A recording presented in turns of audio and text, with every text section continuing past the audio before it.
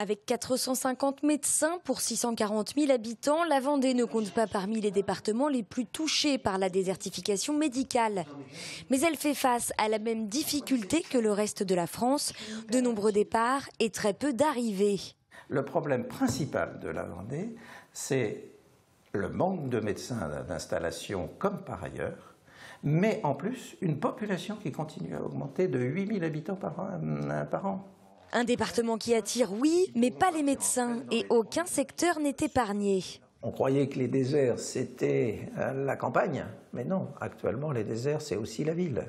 La Roche-sur-Yon, les Sables d'Olonne sont des exemples de risques de désert. Aux Sables d'Olonne, ce n'est pas tant le nombre de médecins qui pose problème pour l'instant, mais leur âge. Sur les 30 en exercice, 15 ont plus de 60 ans et prendront donc leur retraite dans les prochaines années.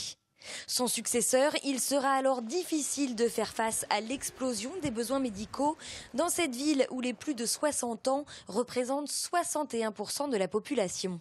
Nous avons un afflux constant de personnes âgées puisque beaucoup de personnes prennent leur retraite aux Sables d'Olonne et qui dit personnes de plus de 60-65 ans dit une consommation plus importante de santé.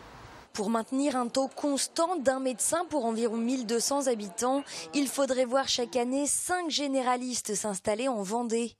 Un chiffre qui semble de plus en plus difficile à atteindre compte tenu du peu d'attractivité de la médecine libérale.